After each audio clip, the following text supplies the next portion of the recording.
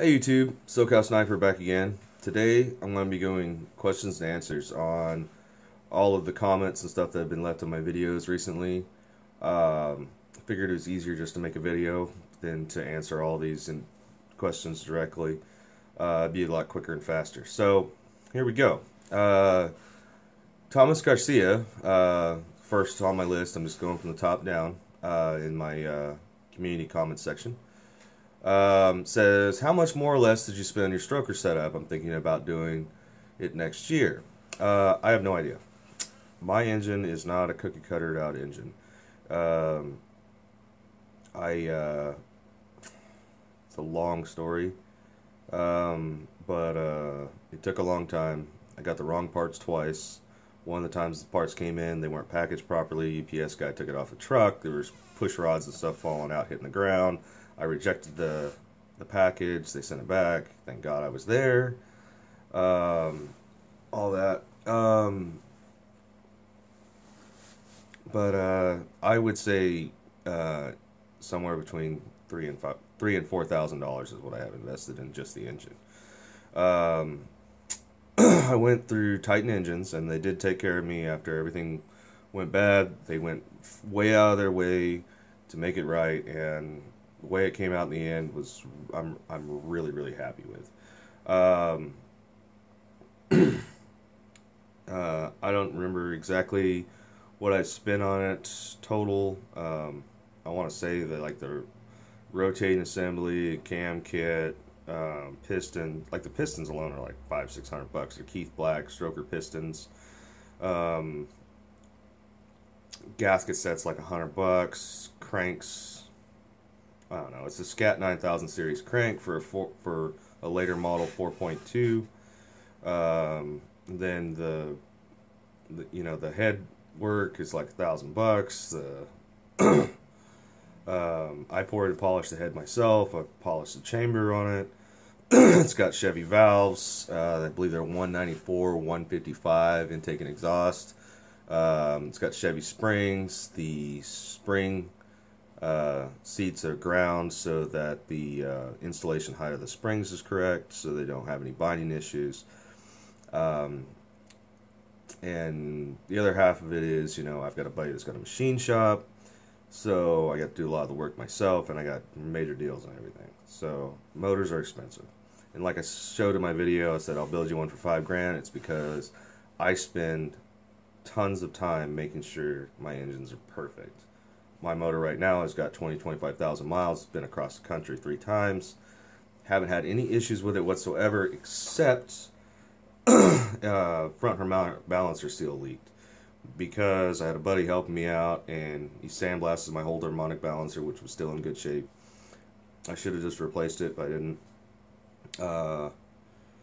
But anyhow, when he went to paint it, he didn't tape off the snout, so the ceramic engine paint wound up grinding the seal till it leaked. But hell, it took like 15,000 miles before it even leaked.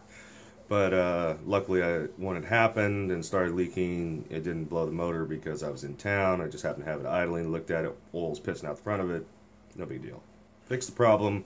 I put a Professional Products certified dampener in it. No issues whatsoever with that. So to answer your question, I really don't know. Is it worth it? If you're an engine guy and you're known to build engines and stuff like that, it's really cool to have a 4.6 stroker engine, because when you pull up at a stoplight or a car show or at a cruise night and people are like, what do you got in that thing, an LS? No, it's inline 6. Oh, bullshit. No, freaking way is that it? Oh, tell me another one. And I'm like, no, seriously, it's an inline 6.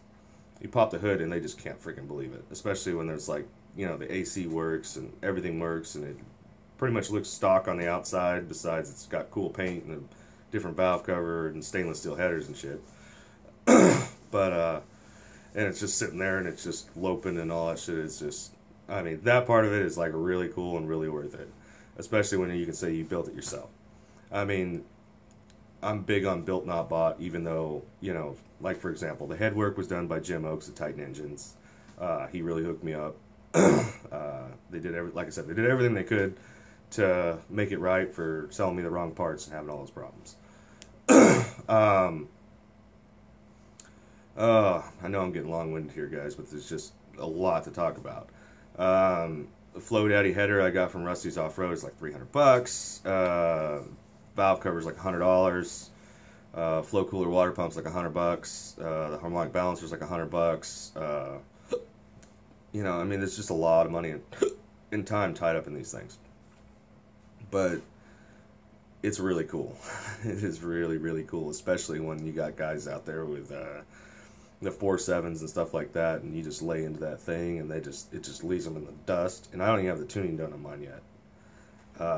Once the tuning's done, I can't wait to post that. I'm gonna make as much video as possible of the whole tuning process, as well as give you all as much data as I can on, you know, the before and after tuning of the horsepower and torque numbers. And, you know, you also got to keep in mind that when I put that 300 horse, that's talking about at the crank. That's not going through the most parasitic loss drivetrain you can think of. You know, with 33 1250 tires is what's going on it. And I know you're saying, oh, it doesn't have 33 1250s on it. Well, it's going to here in a minute. But anyhow, that's that. And that's basically what I got for you. Another guy asked about a parts list. Here's my input on that. Parts list for the stroker engine called Titan Engines. As for Jim Oakes, he's a Jeep guy. He knows more about the Jeep inline sixes. I mean, he's probably forgot more about it than I do. Helped me out a ton. He can point you in the right direction. He can answer any of your questions. He can tell you what you need, what you don't need, you know, what you can expect out of it, all that kind of stuff. And he'll really treat you right. Titan Engines, they're great. 505 Performance is another shop you can go with. I mean, I think that guy holds the world record for the most powerful 4-liter in the world. You know, those guys really know their shit too. They're really helpful with my build. And they have no problem answering your questions. And you're going to have questions. I don't care. I built dozens of freaking small blocks, big blocks, you know, Fords, Chevys, Mopars, IMCAs. I was on a hobby stock race team. You know, when I got doing this inline six, it was just like a whole nother world. So many different facets of it. One thing to keep in mind with your 4.6 stroker build is you got to remember what makes torque is air velocity. If you go and do like I did and port the crap out of the intake and exhaust runners and port the crap out of the intake manifold and put the headers on it and put the second biggest comp cam they make in the damn thing, your vacuum's gonna drop the shit. I go wide open throttle, my vacuum's like nothing. Computer doesn't like it. Computer freaks out, detunes the engine because it thinks the engine's dying. So it doesn't have the low end torque. It still has a ton of low end torque, and it's real responsive, it's real touchy off-road, makes it kind of a handful sometimes when you're trying just to creep over a little obstacle. But I love it, especially like if you're going to be doing a lot of mudding and stuff like that, and you get higher up in the R's. That motor's phenomenal. It's just great. I mean, I've broken a carrier pin, I shattered a Spartan locker. Yeah, I broke an axle. You know, all these different things. So that motor is just powerful as shit, and it hasn't even had the tuning done yet. Love it. Fuel economy on that engine. The stock wheel and tire combination, right after I got the motor done, I had an emergency, had to drive all the way across the country to Missouri. I'm not going to get into details on that. But anyhow, round trip, average for the whole trip, I got 21 miles a gallon. And I mean, on the way out there, I drove straight 24 hours. That's how bad the emergency was. Average speed, I'd say 70 miles an hour. There was times I was doing 85, 90. Got 21 miles a gallon average through the whole trip. No tuning done, also no cats, and a free-flowing exhaust. By the way, these things are really loud if you take all the cats off of them. Very, very loud. You're going to want to not go with your normal gut if you're an engine guy and put a big old loud single chamber Flowmaster on it. You're going to hate your life if you're going to do a daily driver, because it's just too freaking loud with no cats under it and all the horsepower. And you get older, you're going to find out too much is too much. But anyhow, God, this video is already 10 minutes long. But I hope that answers your question on the stroker engines. And yeah, that's basically it in a nutshell, man. You're gonna spend a lot of money. If you don't care about the whole built not bought thing, buy a Golem stroker. Golem strokers get the same cam mine does. Doesn't have all the porting work, so it's going to have better air velocity. You're going to have better low end grunt with it. Mine's more of a top end racy kind of motor, but I love it. I just love my engine. It's just cool. But Titan also is, if you talk to Jim Oakes, he can build you a 4.0 that's bored 40 over. It's got like 4 1/4 compression. It's got a smaller cam. Its power range is like idle 1,000 RPM to 4,000, 4,500 RPM. It's just a grunt monster motor. Doesn't require tuning. Doesn't require all the crazy valve springs and all that extra machine work to make it work. And it's like $2,000 with freight to California. And it comes with a 3-year warranty. So if you just want to freshen up your motor and want a little more power, do that. Bolt on a ported throttle body. You can get one on eBay right now. I just ordered one myself for mine because it's nicer than the one I have. It's all polished 62mm throttle body. It's like $169. Comes with all the sensors. It's got a bell mouth top. It's got the shaft inside is smaller for better airflow. Big awesome mod. Put a set of headers on it. Stainless steel, I would recommend. I believe it's Flow Daddy header from Rusty's Off-Road if you got a WJ.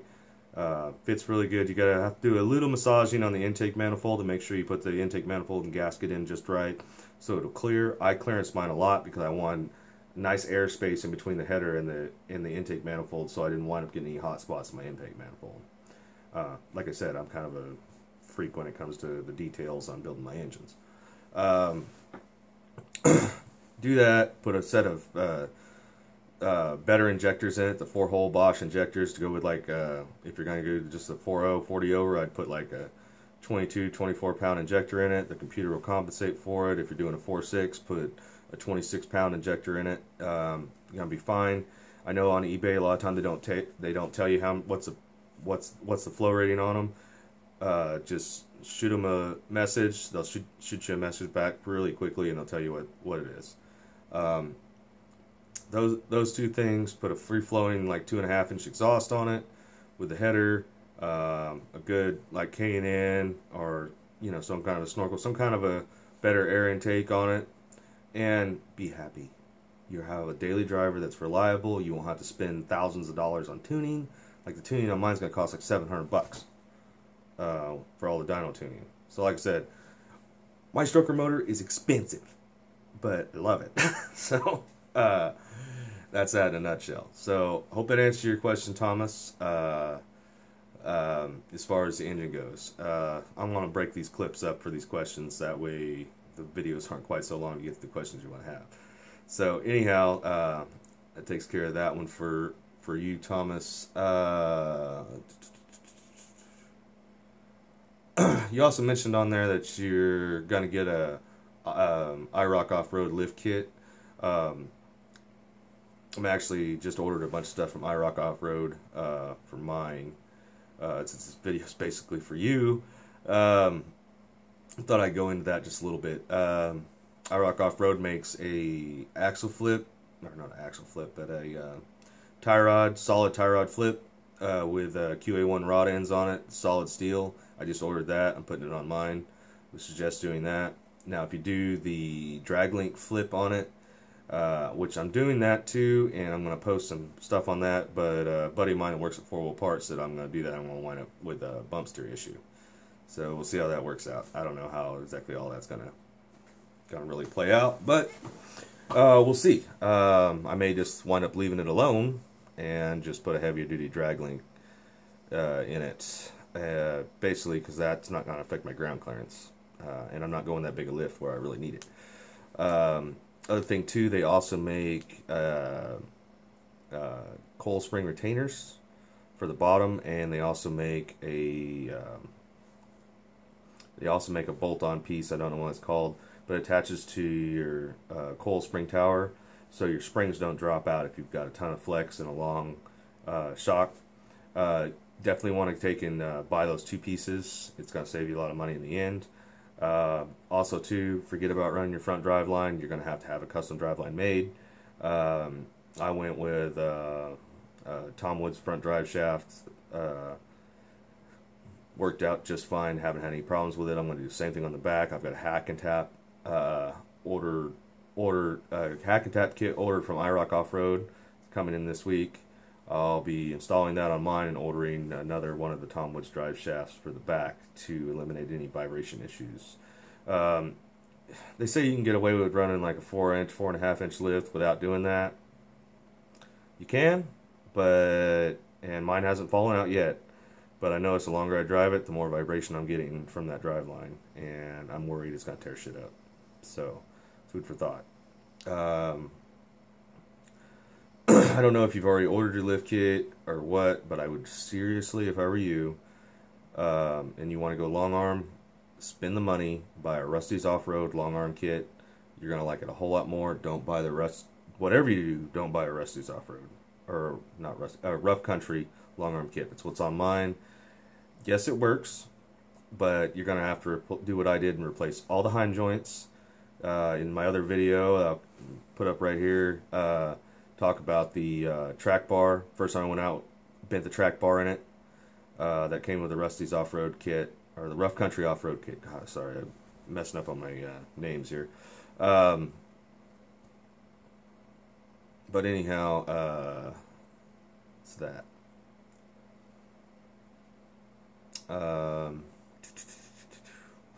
What else?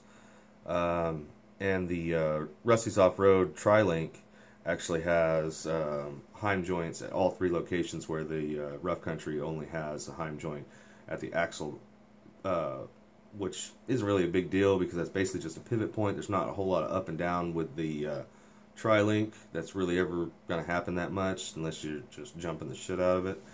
But I'd rather have had the Heim joint than those bush joints, just my personal preference.